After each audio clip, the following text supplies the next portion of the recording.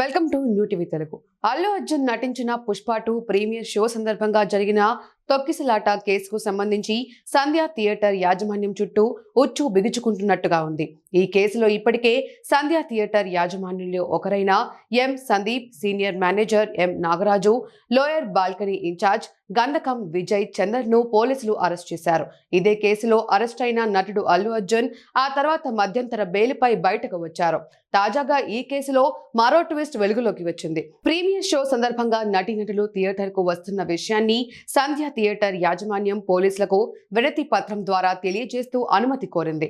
అయితే పోలీసులు ఈ విజ్ఞప్తిని తిరస్కరిస్తూ థియేటర్ యాజమాన్యానికి పంపిన లేఖ ఒకటి ఇప్పుడు సోషల్ మీడియాలో వైరల్ అవుతోంది.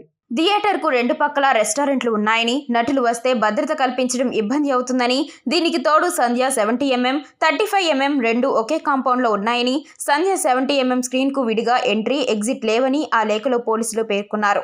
సింగిల్ ఎంట్రీ కారణంగా స్పెషల్ షో, న్యూ రిలీజ్ సందర్భంగా ఒకవేళ సెలబ్రిటీలు వస్తే క్రౌడ్ మేనేజ్మెంట్ కష్టమవుతుందని, కాబట్టి స్పెషల్ షో కోసం హీరోయిన్లు ఇతర టీం రావద్దని చెప్పాల్సిందిగా ఆ లేఖలో పోలీసులు సూచించినట్టుగా ఉంది.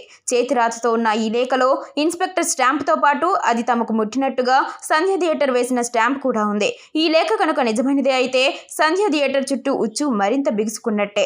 తాము వద్దని లేఖ రాసిన యాజమాన్యం నిర్లక్ష్యంగా నటీనటులను ఆహ్వానించడం పెద్ద తప్పే అవుతుందని చెబుతున్నారు. కాగా కోర్టులో ఇరుపక్షాల వాదనల సందర్భంగా తాము న్యాయమూర్తి ఎదుట నివేదికను ప్రవేశపెట్టినట్టు చిక్కడపల్లి ఇన్స్పెక్టర్ రాజు నాయక్ తెలిపారు.